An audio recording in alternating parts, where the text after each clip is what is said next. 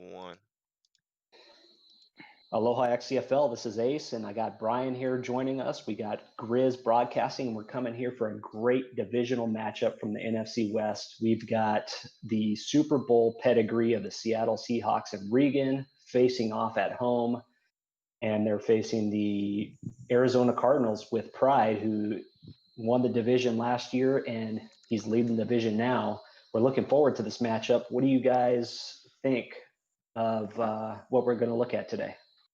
I mean, we got a good one, obviously. The both defenses are around the top 10 in the league, and both offenses can score points. They're both averaging 30 points a game exactly, and they're very different styles. Though Regan doesn't know how to stay, within the 70-30 rule, and Pride doesn't know how to throw the ball past 10 yards. So we're gonna have a game where you're gonna have guys chucking it deep and guys pounding the rock. So it'll be fun to watch the two clashing styles against each other. I think that'll be cool.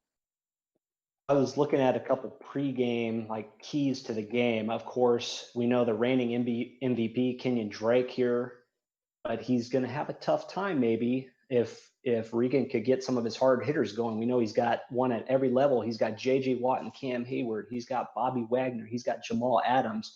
Who do you think's going to win that key matchup? Yeah, dude, that defense is unbelievable. But I think it's a game of attrition, and Kenny Drake's going to just roll eventually. You can't stop him forever. So, he'll carry the ball 25 times, get his yards that he needs to get, and they'll get the stats. Whether or not it turns into game changing type stuff, that's to be seen. But he's going to get his, and that happens basically every time he plays. The Cardinals defense is no slouch themselves. You got Patrick Peterson out there that has been just an animal in the secondary. You got Budda Baker, and they're going to have a tough matchup themselves. They got DK Metcalf, and then, of course, the tight end, the 6'8" monster in Parham. How do you think that's going to match up between those two? Yeah, I think the Cardinals defense is good. It's not I don't think it's on the level of the Seahawks, but they get the job done. They're older, but they've got they've got good guys. I think the key to this game is if Russell Wilson gets into a groove and starts really throwing the ball all over the field, then it's going to be tough for them to stop them. But if they can get a couple early stops, and I think this is in kind of a Regan thing. If you can stop him early, he's going to start pressing. But if you let him get in a rhythm, then he really takes off. So look for the Cards to try to really get on him early, because if not, I think you're going to see a big day from Wilson and company.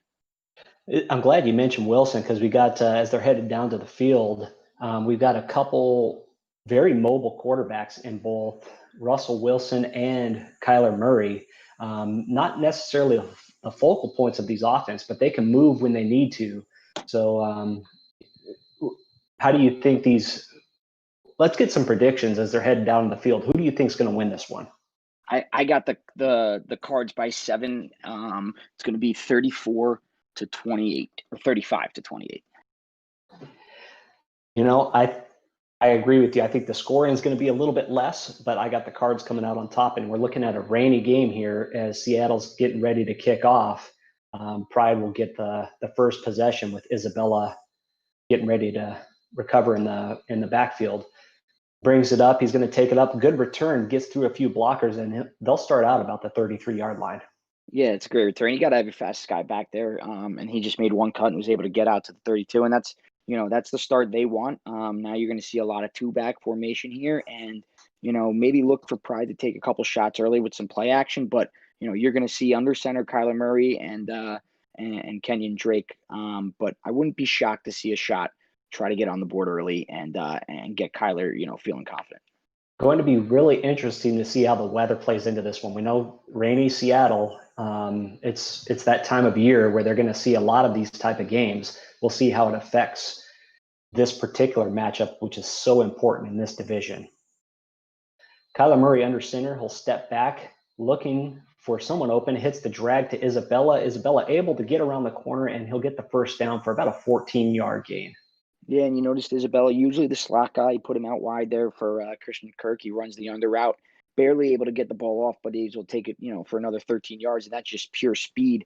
But that's what he wants to do. He's going to throw the ball short and try to break those, break longer runs off of it. Cardinals in the I formation, assessing the defense, hands off to Drake. Drake finds a little bit of hole, cuts it outside. He finds an opening, and he's going to get about a 15-yard, 20-yard gain on that run. Yeah, and I think that was a nice job of Kyler at the line, just adjusting. It looked like they might have been going to the other side with the run. He noticed that he had numbers to the left, so he flipped it and they get a good 20 yards off it. Very few players as good as at assessing which way to run the ball than Pride. I mean, that's why he's been so successful. And you see Drake there again, finds a hole, able to navigate through traffic, and he'll get the touchdown there on the long run with Drake. Yeah, Drake right up the middle on the trap play, weaving in and around players for the touchdown, and that's not the start you want if you're Seattle, because if you get him going like that, he's going to be absolutely tough to stop. So they need to hunker down, maybe figure it out defensively. I didn't like what they were in versus the two tight end look there. It looked like they had multiple a couple extra DBs on the field, so they need to kind of hunker down here and hone in on calling the right stuff against what Pride's trying to do. Yeah, it looks like they're daring the Cardinals to run, and that's not something you want to do with someone as effective on the run as the Cardinals. Literally the opposite. Right. Yeah, you want to dare Kyler Murray to pass, because I've seen it myself. He can throw some bad ones, especially in the rain. So we'll see how the Seahawks answer here. They bring it out to about the 20, so they're going to have a good long field to work with here, and they'll come out right away in a 4-wide set, which is interesting, again, in this weather. Yeah, it doesn't bode well for the Seahawks with the rain. They're used to playing in it, but still, they want good weather for this passing attack. Russell Wilson looking on what looks like the 4 verts play, and the first one's knocked away, incomplete. And there you go, first play of the game, taking a shot down the field. That's what they're going to do. I think again with this weather, you got to get some type of run game established, and I don't know if they have that in them. He's got the Hunt and Daly back there, but Wilson looking short. He hits Metcalf on a slant play, and it gets about 9 yards, so it's going to be 3rd and short here. Yeah, they're about 18th in the league in rushing yards per game, which isn't terrible. But we've just seen it time and time again. It's not what they want to do. So very interesting. Going forward, whether or not they're going to be able to get it established tonight. Regan plays his game, and you even see here in 3rd and short, he's got them spread out 3 wide, but he does hand off to Hunt, and Hunt gets the first down on a 3-yard run here, right up the middle. Yeah, and that's on the defensive coordinator though. You cannot be in a double A gap, rush with a fullback and a tailback in the backfield. You're not going to give up less than a yard there, and in that short yardage situation, like to see him in a different defense.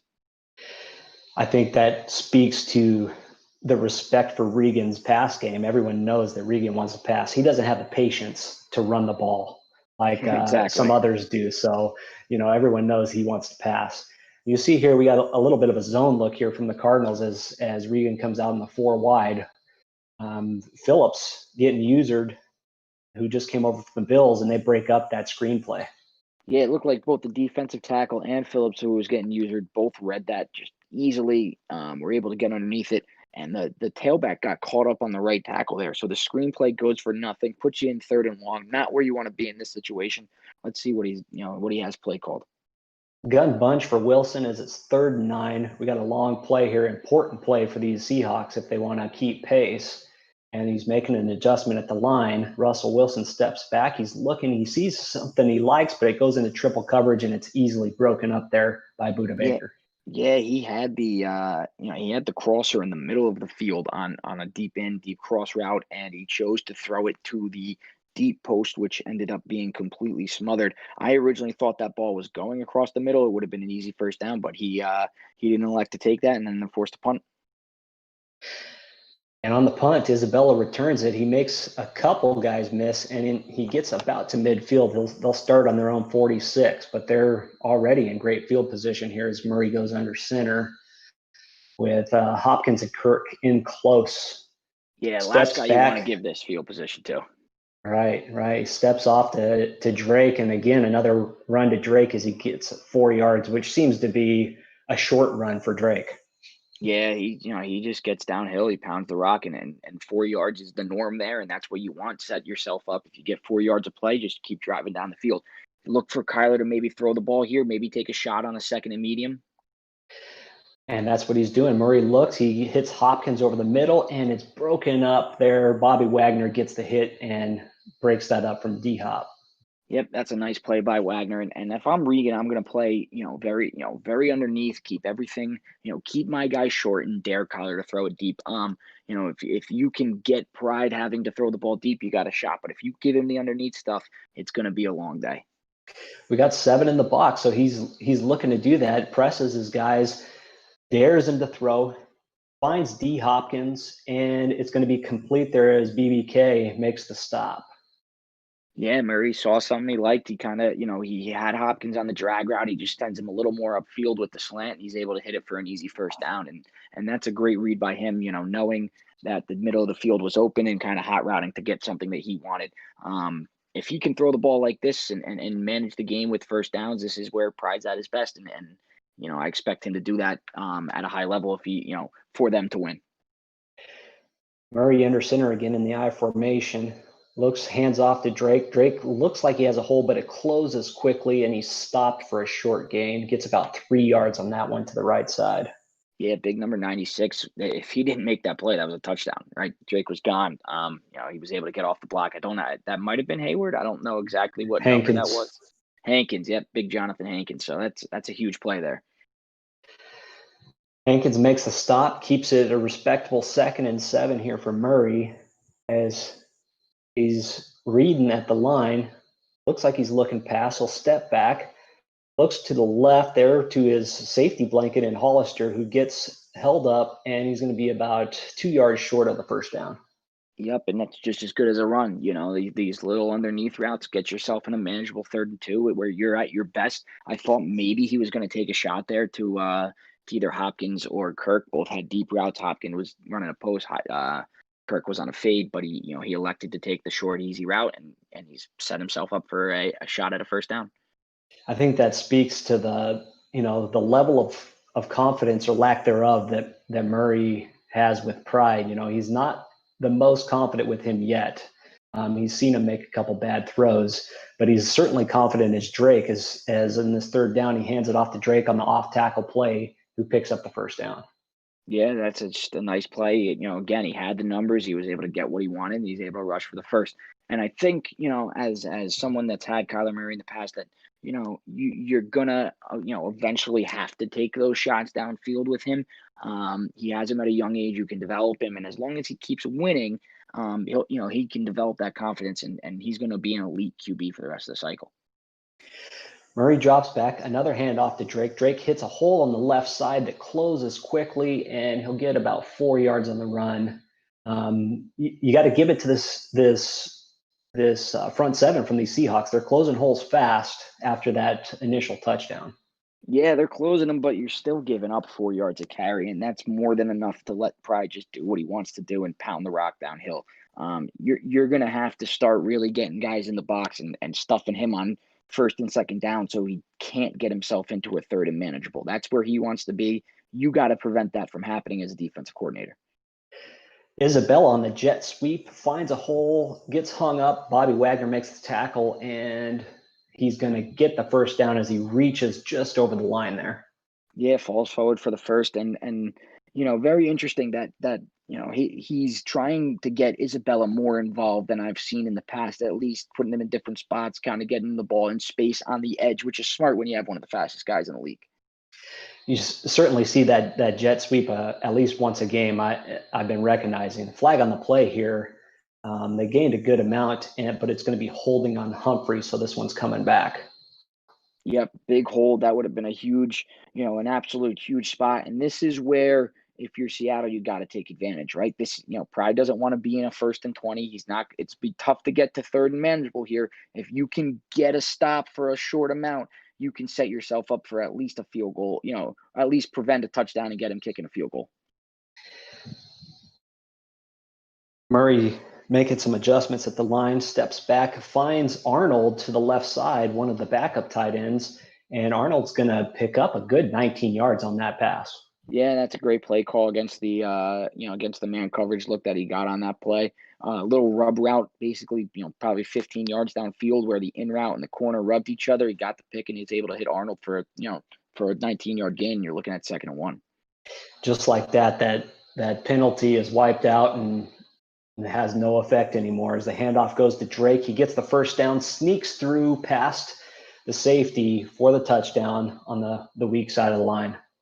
Yeah, and Pride just playing at a high level right there. The IQ to recognize that he got man coverage on that 1st and 20 and hit it, and then just pounding the ball downhill with this guy. It's smart. It's successful football. It may not be the most flashy, but it gets the job done.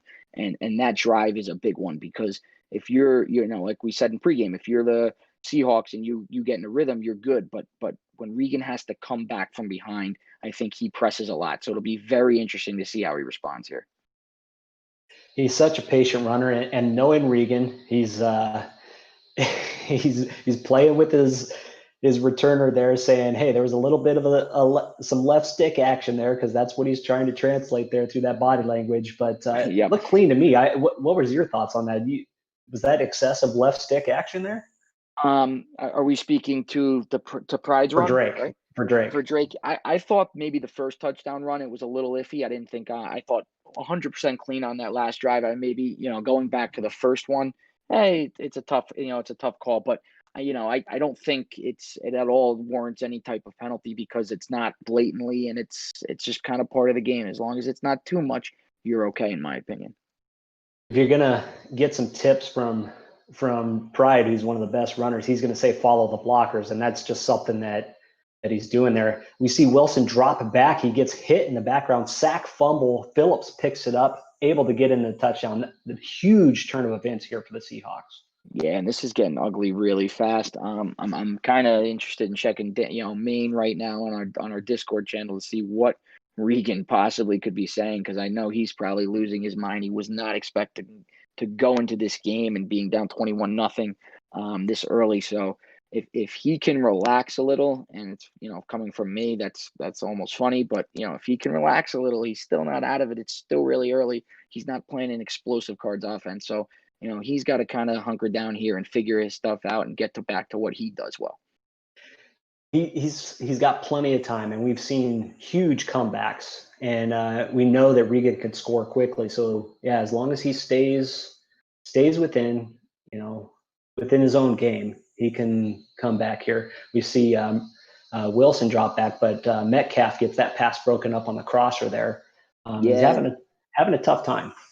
Oh, for sure. 1 for 5. And he attacked, he attacked Patrick Peterson there, which is not really what you want to do. If you're going to be, you're getting man coverage, you recognize it, you get the right call, but that ball's got to go away from maybe the best corner in the NFL. You can't be attacking him. I think, as somebody in the division, that. Yep. You gotta get some easy wins here. And he does that here, hits the inside zone out of 4 wide and gains a pretty good amount, gets it to 3rd and inches with Kareem Hunt. Yeah, good play call. He was playing for the pass there, so he went inside zone. He had the numbers, which that's all it is when you run it, it's a numbers game, and he was able to hand it off and get 9. If he doesn't get this first down, though, it's going to be pretty big. Would have liked to see Kareem Hunt maybe fight for those extra yards, reach the ball over, but this 3rd and inches, with 7:30 left in the second, very possibly could be the game. You're on the 35-yard line, so you're out of that fake punt range. As we see Wilson drop back, hits, what is that, over the middle, 85. I don't even have him on my list here, so it's someone pretty deep on the depth chart. But he gets the first down, and now we see the chains moving here. Jimmy Mills, the 22-year-old safety out of receiver out of Oregon State, and Pride did something interesting there. He brought both safeties up in cover 2 man and kind of tried to make it look like blitz, and Regan was able to identify the coverage after the snap and hit the right guy, but he definitely threw it to one of his bench guys there, and it was lucky that one was caught. Seahawks in good shape here. They got to move the ball, chip away, move the chains. If they score here, they're within 14 points, which is not bad at all. So they're doing all right, just can't make another mistake, as we see another one go to Metcalf that gets broken up. Yeah, it looks like he's pressing a little because he had two guys open in the middle of the field, but he's trying to get the ball to his playmaker, which I get. But right now, it's not press time. You can just put together a good drive, score, and you're back in the game. Look, I'd like to see him try to get a couple more guys involved down the field other than just DK. DK, he's certainly comfortable going to DK, but DK's had some trouble in man coverage. We saw that when he played against me. Russell Wilson gets hit there as he's throwing the ball, and that one will get. He's 2 for 8 now, and it's going to be 4th and 7 here for these Seahawks. Yeah, he doesn't recognize the nickel blitz there, and he comes in free. The defensive tackle also won right away. He came in free, so Wilson had no time. But if he had recognized that blitz earlier, he did have an open out route for a first down. So the good job by the Cardinals, giving him a look that he's not comfortable with and getting the stop there. Seahawks taking their time. You got to wonder if they were considering the fake punt, but it's tough to consider when you're 4th and 7. They go ahead and punt it away there, and it goes out of bounds at the 15. So these Cardinals going to get the ball back. Yeah, I think that was the right decision by Regan there to punt it. Again, it's still early. But this drive right here is absolutely huge for this defense. Murray under center again. He's got Drake back in the single back formation. Hollister to the left. Drake finds a hole, but he gets swallowed up there for about a 5-yard gain. Yeah, interesting. Regan, he was using the D end. It was a counter play. He really went hard across the field there and almost gave up a touchdown because his guy was supposed to box that play back inside and it was able to get outside. Luckily, Regan recovered and they were able to get the stop, but that could have been a huge play. Interesting nuance there when you are playing the defensive line there and your assignment is something other than just attacking the quarterback. You got to play that contain, seal that edge. And if you don't do it there, you could break down, and we saw that there. Exactly. It's very difficult to do if especially when you get those misdirection type plays. Doing your job and knowing your job is one of the most difficult things to do when you're playing. Read your key. Exactly. Exactly. That phrase is haunting me right now. So we see there Drake gets the first down again. They're moving the chains, just picking away, and it's one of the toughest things to play against is when Drake is just grinding away, especially when you're down on the scoreboard and you see him just chipping away slowly. It's so frustrating. Honestly, I don't know if there's like anything more demoralizing in this game than when you're just getting pounded over and over again by the run game. It feels like you don't have an answer for it, and that's what it looks like right now. There's just no answer for this run game. We see again there, Drake gets the handoff, wide open shot to the left, the dive play, and there's just a gaping hole on the left side of the line there, and he gets 9 yards. Yeah, he's 10 rushes for 103 yards, and we're not even halfway through the second quarter. We're about to be halfway through the second quarter. So he's on pace for a record-setting game at this point. I'd like to see Regan, maybe change things up defensively, try to just blitz, do something. But, so far what he's done has not worked, and it's been a lot of zone, a lot of zone in the occasional man, but I'd like to see him bring more pressure here. We do see Drake run up the middle. I think that was possibly Wagner that got the hit stick there, but just not able to shake it free from Drake, who's got those strong arms, and gets another first down. Yeah, and he's just right. Right now, this is there's a phrase we have in our program. It's Bohica, bend over, here it comes again, and that's what he's doing right now, baby. He's just pride's yelling Bohica and just giving the ball to Drake over and over again. Regan needs to figure something out here to get a stop because if not, it's going to be a long day of straight Bohica for him. Off tackle to the left, and he actually stops that one for a 2-yard gain, which is really rare today and usually for these Cardinals. We see Murray making some adjustments at the line here. Looks to D-Hop, steps back, and looking for something. He's got some pressure there. Hopkins makes the play, and the defender goes down, and he gets about another 15 yards after the catch there as these Cards get it deep into the red zone. Yeah, interesting there. He had the play action cross call played. He would have had D-Hop on the crosser, but he decides again to audible it to a slant. kind of gets the same look out of it, and he puts air on it, and he catches it for a big gain. So, he's just running his offense, doing what he does, running the football, making smart throws, and right now, that's why he's 5-1, playing at this type of level where you don't make the mistakes and you have such a good run game. It is. He's conservative to a fault, that's for sure, but there's not many faults in that game. So we see pride with the success that he has. Will be interesting. We saw Drake on the trade block. I wonder if we see the youngster Moss that came over from the Bills also get some playing time here if he gets out to a significant lead. Yeah, I don't see Drake actually leaving unless he was to get an elite offer for him. I think he's just kind of throwing that stuff out there as as bait. But expect right now, maybe Moss, but Drake will go late into the third at least if they still have this big lead. But like you said, pride to a fault sometimes is conservative. I've had leads against him where he just continues to do what he does. It doesn't matter what the score is. He's going to run his offense. Yep. So we see he let the clock die out for the 2-minute warning here as he's threatening to score again, but this one gets broken up by J.J. Watt. One of the rare tackles for loss is it's 3rd and 4 here. Yeah, that's huge. And if you're Regan, I would have just burned a timeout. I expect another run here. And I want to save time. I need to, you need to try to score no matter what in this situation. You can't let him score and then you just go into the half without at least attempting to. As we see the toss here to Drake, which goes nowhere. In fact, it's another yard loss here, and they're at 4th and 5, and we see the timeout burned there. Yeah, Regan finally figures it out. I don't know. He might have lost some of the play clock because the Cards might have got their play picked, and I know that it runs down. So he might have lost an extra 10 seconds there because he didn't burn the timeout earlier.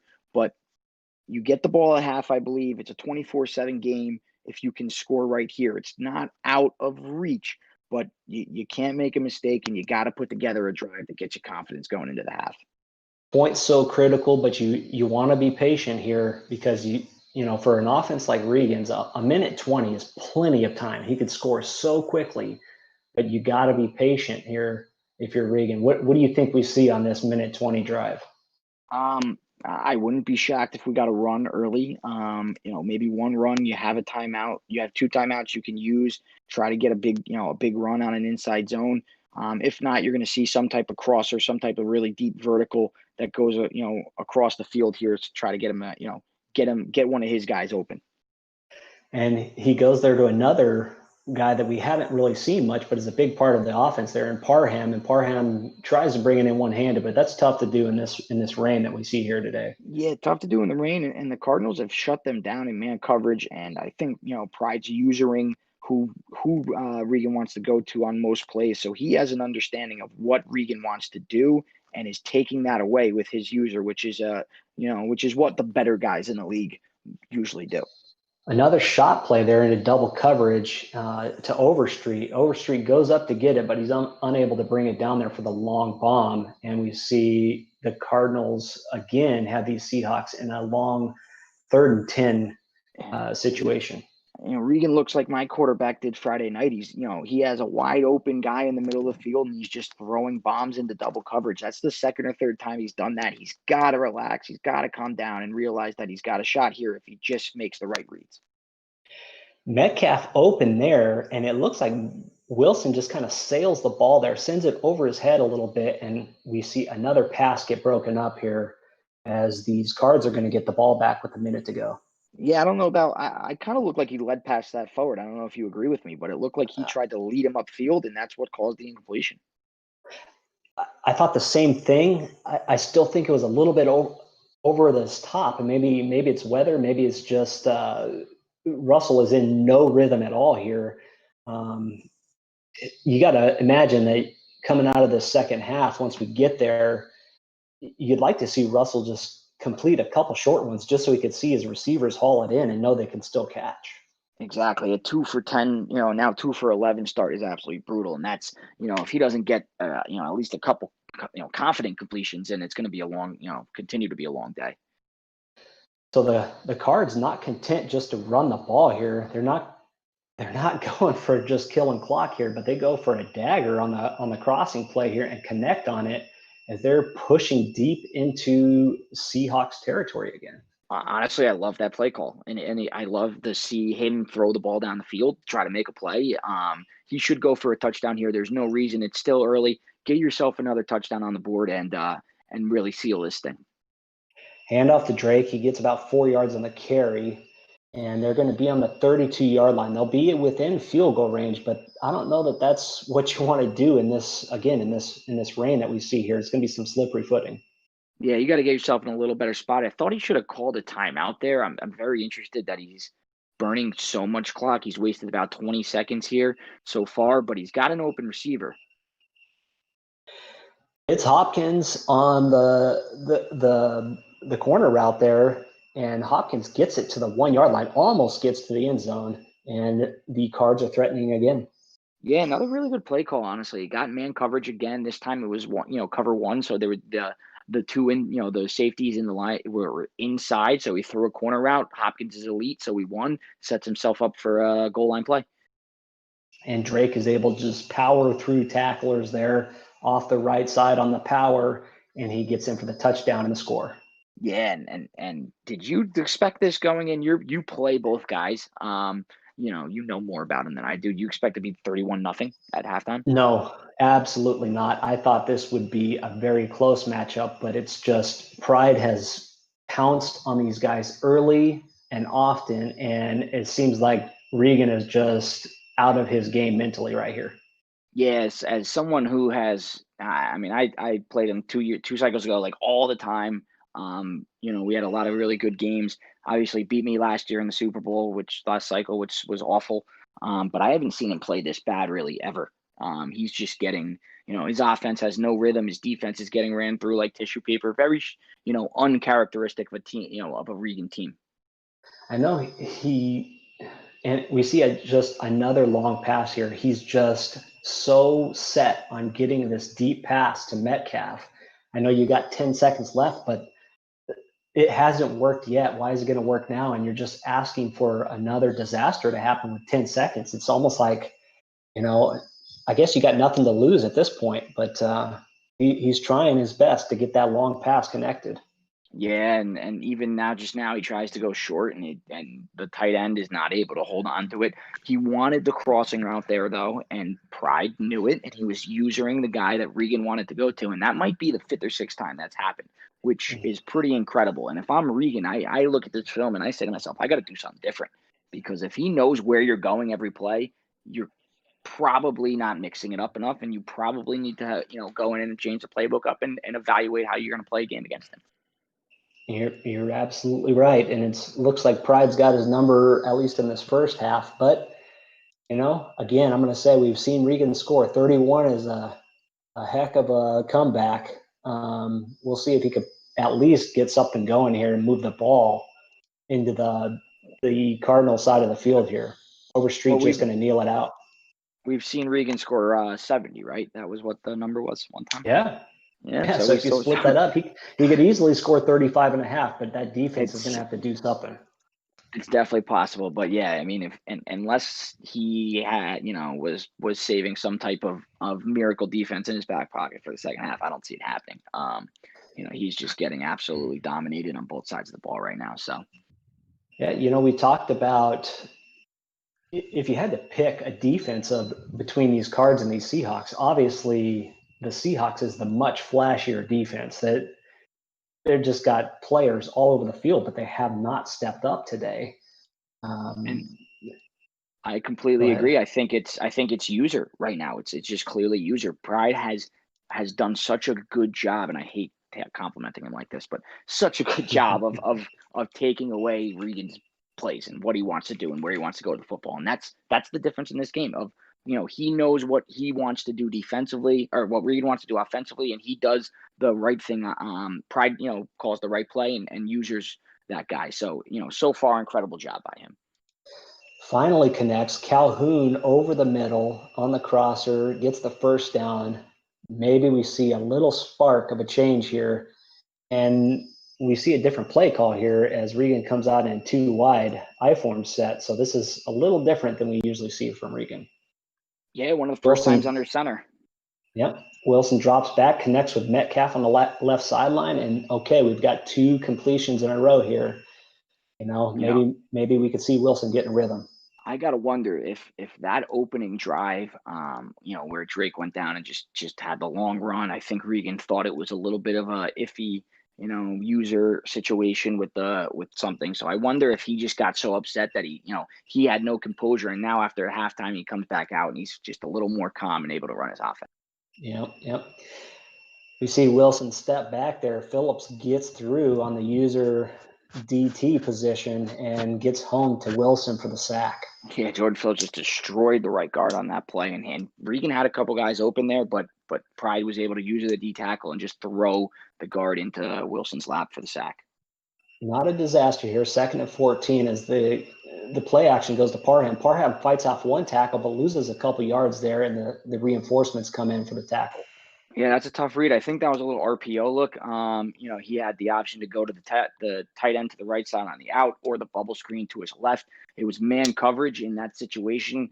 You really want to just hand the ball off. Unless your tight end is that much better where he's definitely going to win, hand the ball off there because you're not going to have the screen or the out. Tough read there.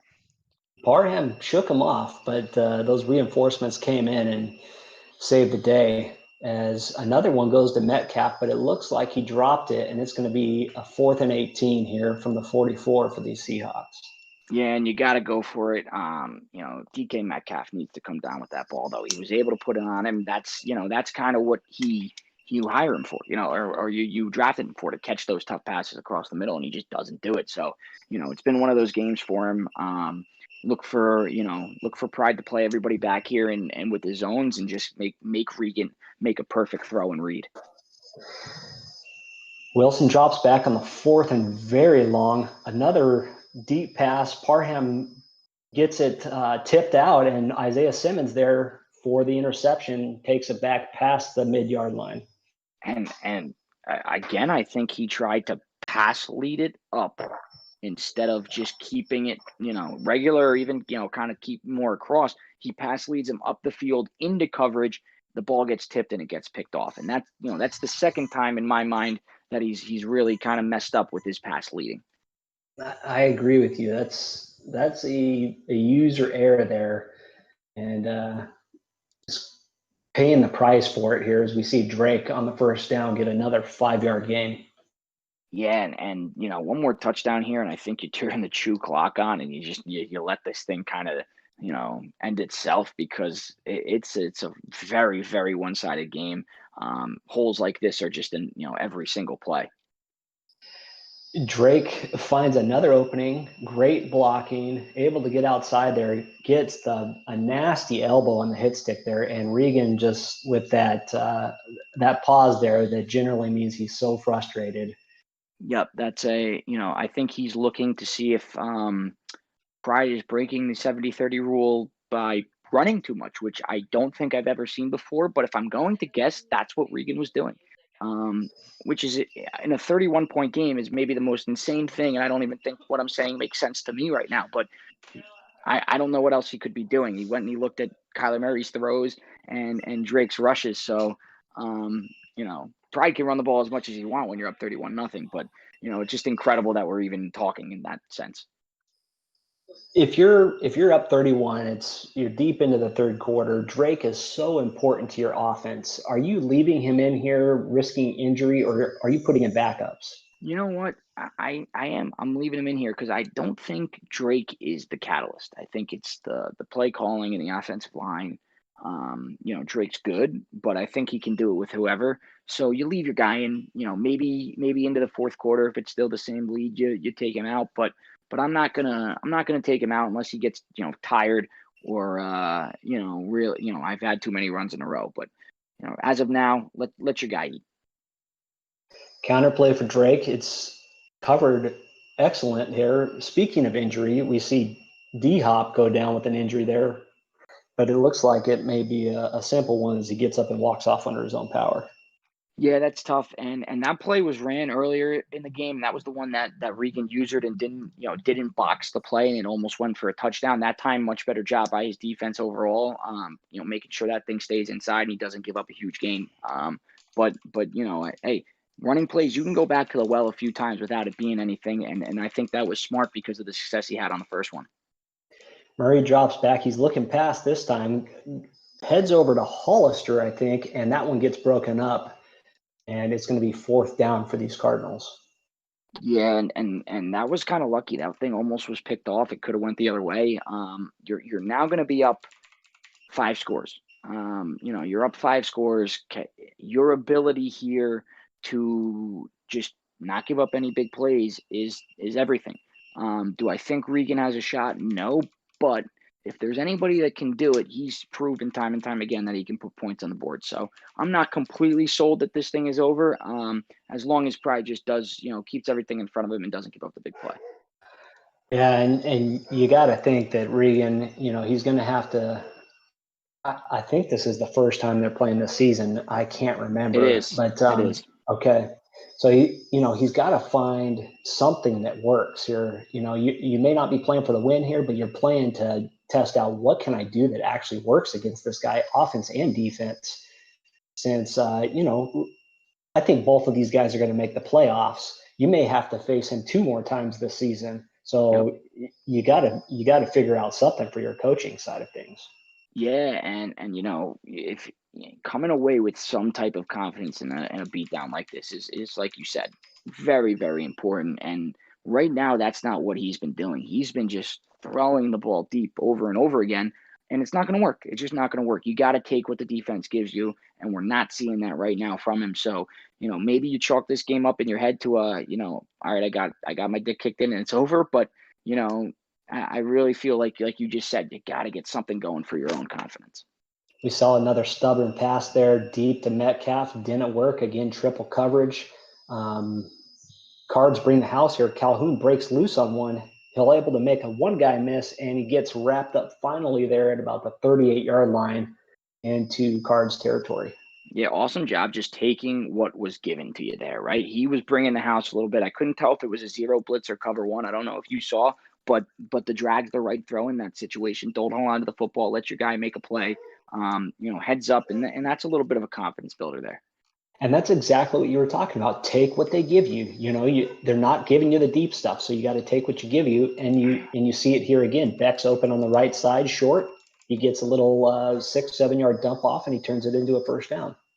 Exactly. And I think that's the key. This game is different than we've seen in last cycles. You can throw the ball deep, but it's got to be at the right time. And right now, Regan pressed because he got down early, but he's taking what's open now, and you see the success this drive. It's much different, right? So you can't just force the ball deep because you think you have DK Metcalf. It's got to be take what they give you now more than ever in Madden. See a little bit of a different route there from Metcalf as he kind of goes on an in route over the middle, connects, gets 13 yards, 14 yards, and they're threatening to score finally. Calhoun on a little post route over the middle, that one gets broken up here as it's 2nd and goal from the 7. Yeah, and you gotta bring that ball in. I mean, you didn't get hit that hard. I know it's raining, but that ball, it has to be caught in this situation, and that's the difference between a team that's leading the division and a team that's not, is having guys that can catch the ball when it matters. But not that this is on game on the line or anything, but in the end zone against cover one, you're going to get hit when you touch it. You just got to hold on to it. And right now, Regan doesn't have a guy that's going to do that for you. And I think that's where, Regan spent so many years as the Ravens, and we all know how stacked they are, just up and down, offense, defense. They got so many weapons.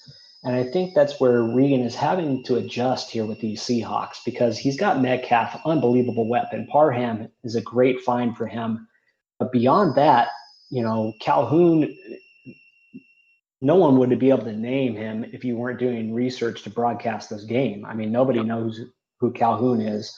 I didn't. And he's got a bunch of these no-name guys who he's going to have to develop. And this is something different for Regan coming from these Ravens. Oh yeah, 100%. He's not used to this. I think he's trying to rely. He's starting to realize like you can't just rely on some of these guys that are bad. You gotta do something differently. But he's able finally to hit that reliable guy in Metcalf there at the back of the end zone. They're going to review it, but this is going to come in as a touchdown, and they're finally able to connect Wilson to Metcalf for the touchdown. Yeah, and that's a huge, confidence builder there for Wilson. He gets Metcalf a touchdown. But the difference in the drive, right, is you had a guy that was throwing the ball down the field every play, 20, 30 yards. He just took what was given. And if you're the Seahawks, you got to be frustrated because that game could be different if you just did your job and didn't try to press so much early. Me and Regan talked after our last game, and we were talking about what we kind of do, what we take from games. And I was telling him I watch back every single one of my games, and I critique myself, like what could I have done differently to get a different result. And I think when he goes back, if he takes my advice, and my advice to him was, hey, go back and watch your games and see what you did. If he goes Yeah. back and watches this, he's going to see he was too stubborn trying to force it deep so many times in that first half, and it put him in a huge hole, impossible hole it's looking like. And I think he'll recognize that when he watches this game back. Yeah, and Regan's in the chat saying, I ran a gauge 8 and they still scored. This game isn't on me, but it is because you know what? Sometimes, and this is something I realize. I usually realize it after I play the game, but there'll be games where Madden isn't going to be on your side. You're going to have to overcome that hill a little bit, right? You're going to get the squeeze, but it's possible to do that if you play smart. But if you're getting squeezed a little and you start pressing and trying to do too much, it's never going to end well. And I think we saw that today. We saw the squeeze happen a little early, and then instead of staying calm and just doing what you do and getting the ball downfield and getting first downs, we saw pressing and trying to get the ball deep. And that's the difference in, keeping this thing close and and making it 34-7. Right. And if you're having a tough time stopping the offense, the opposing offense, the best way to do that is to keep them off the field and keep your offense on the field. So you got to put together some long drives, keep it out of their hands if your defense is having a tough time. And as often as this Seahawks defense has been on the field, you got to imagine they're winded in trying to tackle these guys so frequently. Oh yeah, there's no way they're feeling good right now. Especially when you're down 34-7. Like you said, you've been playing the entire half on defense. It happened in our game Friday. We were up 21-7, and we played the entire half on defense and gave up the game-winning score with a minute left because when you can bend, but when you're gonna eventually break, and we saw them just break over and over again, and they never got a chance to get off the field. So we see, just as I expected, Moss finally enters the game, giving Drake a break.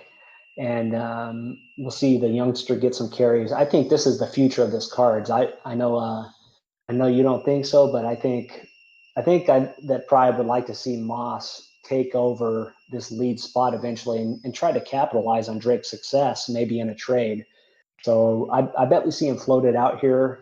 Obviously, he's not going to make a trade before the end of the deadline, but in the offseason, I wouldn't be surprised if we see Drake get moved. Yeah, I But mean, there's a lot of football left, so we'll see what happens in the meantime. exactly. And you know better than me. And, Drake being 27 years old, Moss being 23, probably it's the right move.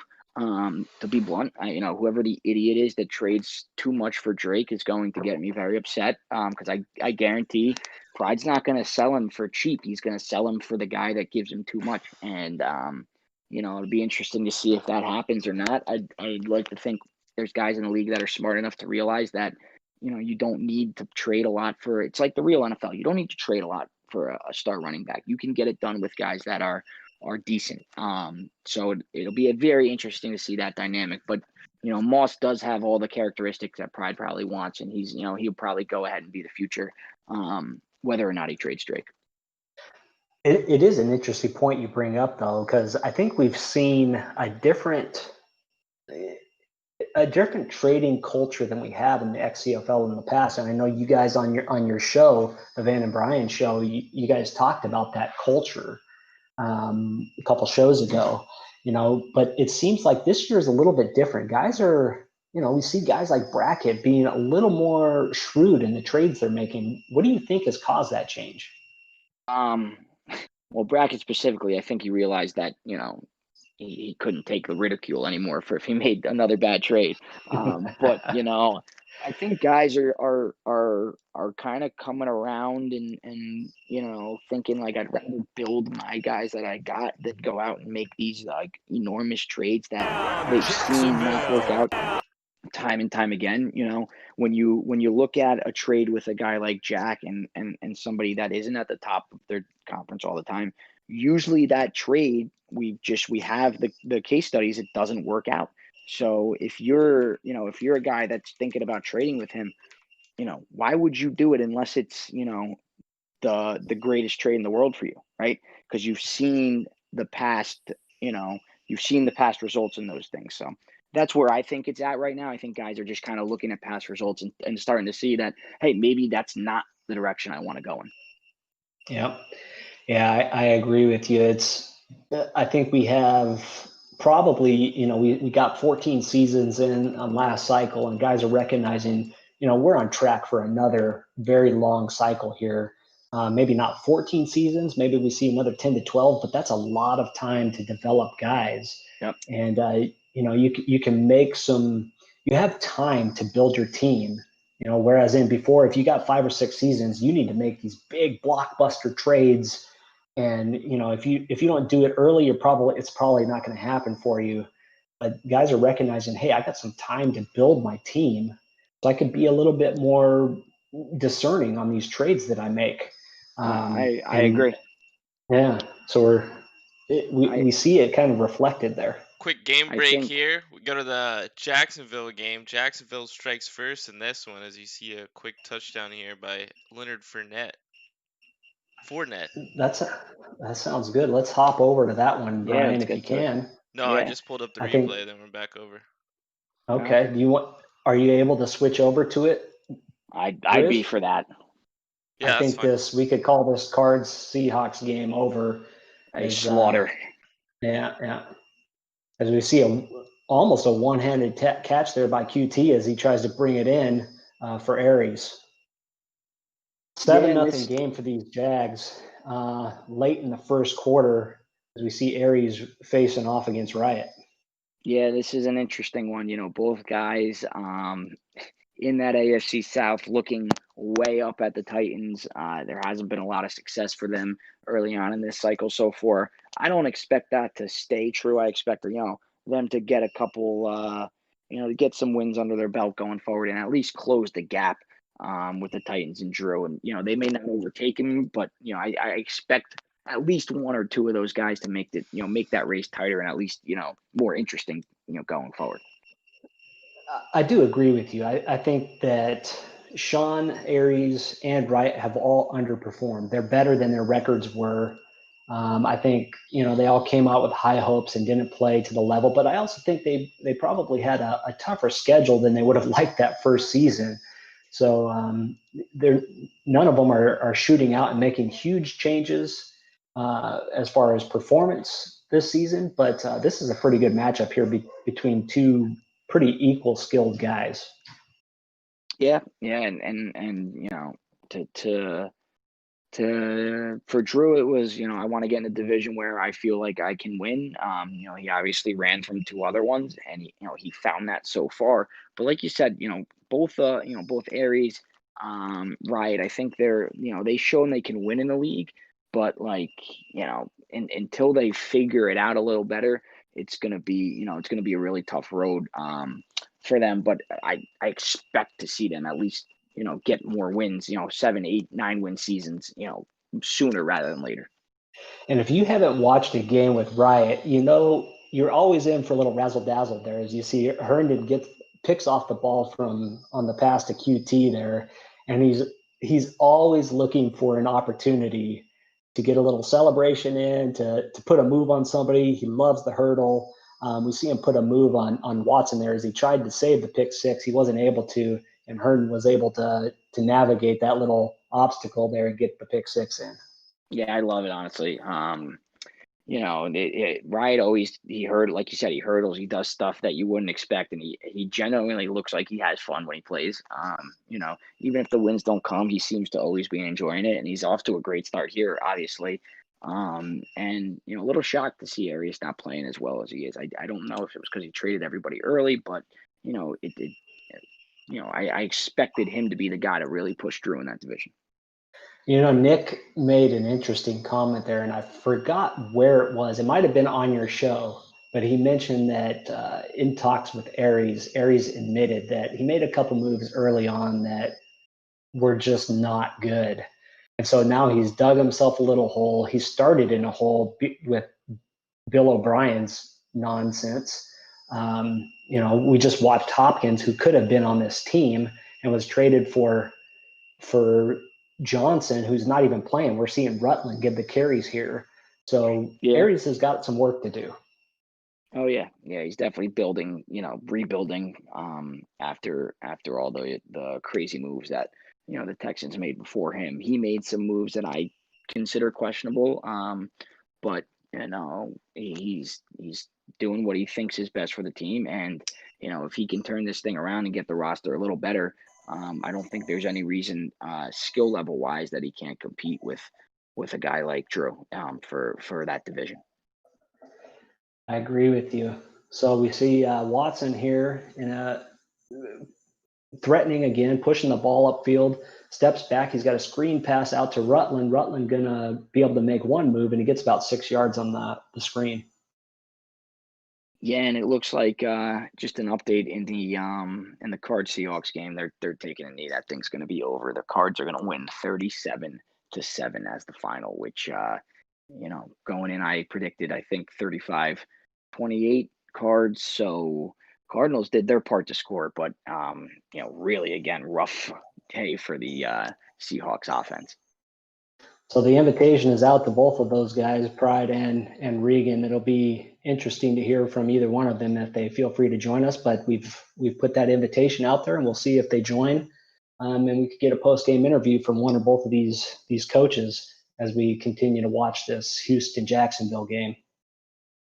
Yeah, and I would be surprised to see Regan jump in. I hope he does, but I got a feeling he's a little upset after the beatdown that was just put on. Yeah, I think he might have to go for a run. I know I like to do that after a really difficult game. Just go outside and run it off a little bit, usually helps me clear my mind. I know that. So yeah, that's fair. I usually punch something. That's my go-to, but to each their own. Yeah. Well, we've got actually Regan joining the chat here. So Regan, I know it was a difficult game for you. I know you were frustrated, and I want to start out by saying thank you so much by joining us in your moment of frustration. But do you want to give us a few comments about the game?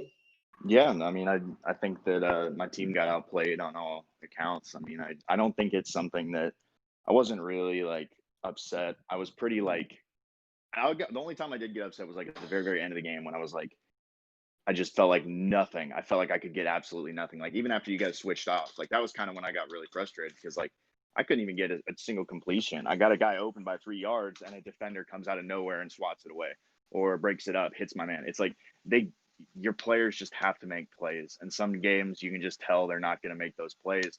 I did get stubborn a couple times forcing it to DK, but it's one of those situations where you're down 17-24. I mean, you're facing a guy who runs the football. You got to get something go your way. You got to hope that something shows out. Somebody has to make a play, and it just wasn't there. Yeah. So, I definitely respect everything that you said and what Brian said. Brian specifically, I just kept shaking my head dude, because there were 2 plays. I know I had the post underneath and I had a crosser underneath it for first twice, but 2 plays isn't going to make the game. Sometimes at the end of the day, I call engage 8.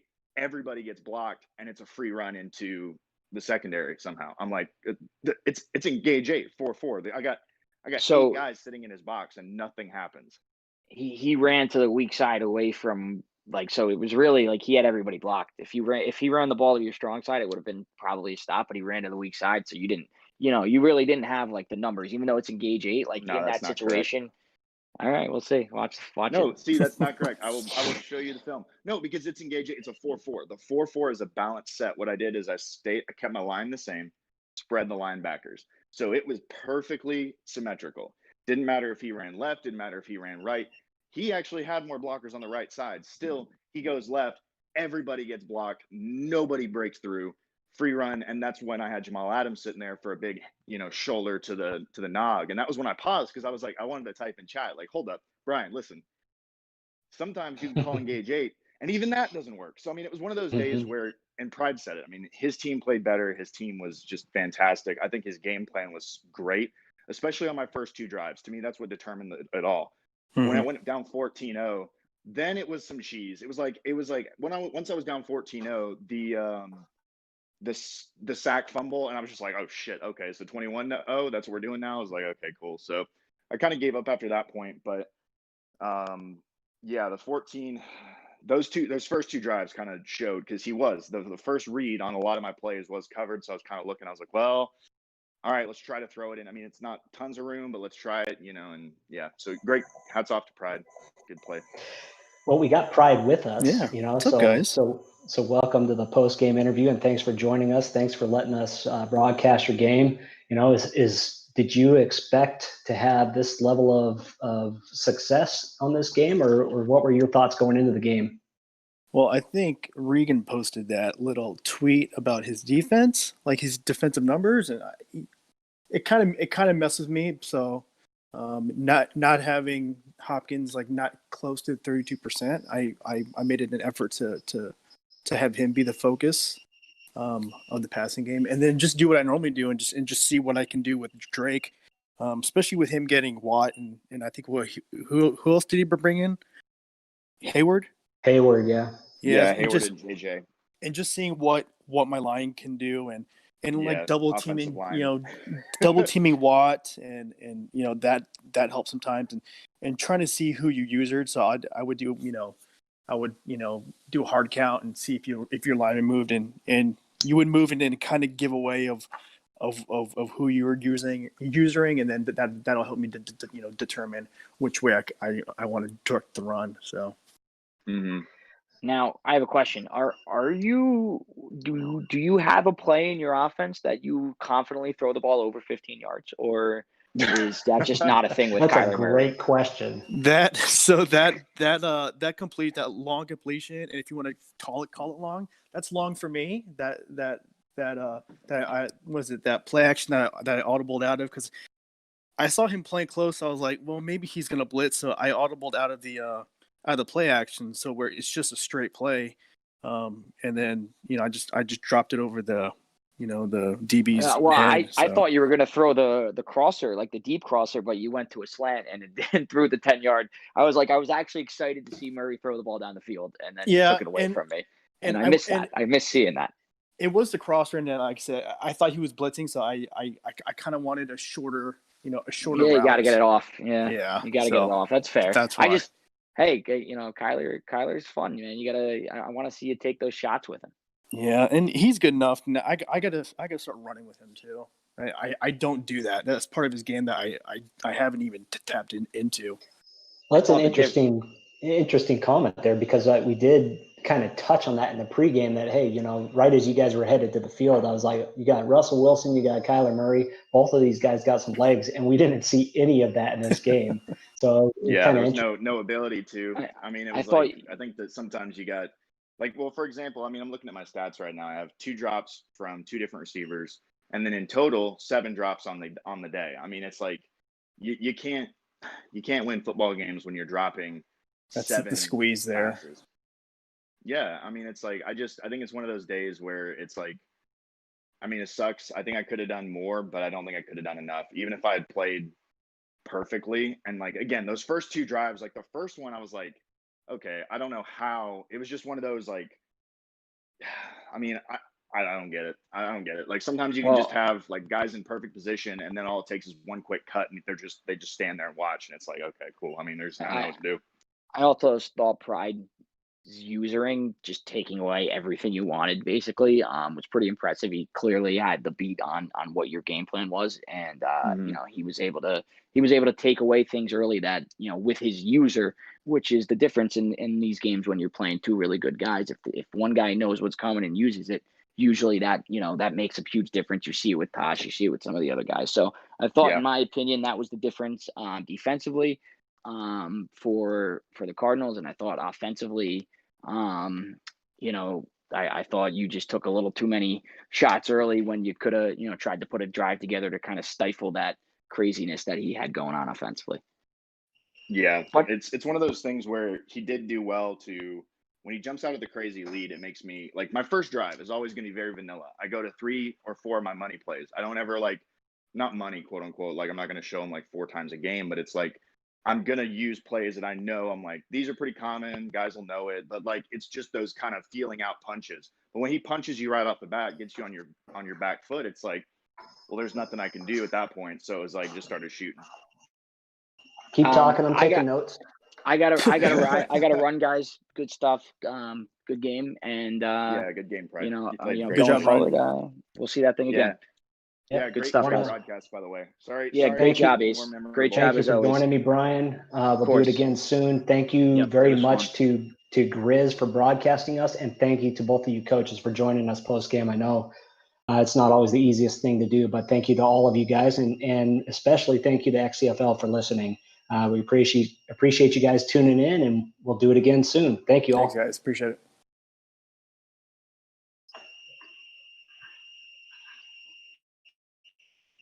All right. Oh, that one was not easy. Yeah, I try to listen. I don't know how guys do it. How guys I listen too. Chat and play and listen to play, because I just can't do it. I can't either. I'm just too hyper focused. I paused the game after because when I ran engage 8 and everybody's getting blocked, see, Pride, I don't know if you truly feel this way, but for me, some games running the ball, it's not going to happen. Some days you run the ball and everything gets blocked. I was running engage 8, 3 guys in the secondary, everybody's getting blocked, leaving one dude. I mean, it blows my mind sometimes, how even when you run, you call everything to call, everything you do, everything you know. I mean, I was throwing, I have whipped out zone blitzes I haven't seen in years. I mean, I was using zone blitzes I was like, fuck it, we're throwing the absolute book at this guy. And I mean, man coverage was worse, because then they would I feel like, I don't know, that's just me, but man coverage doesn't do shit against the run.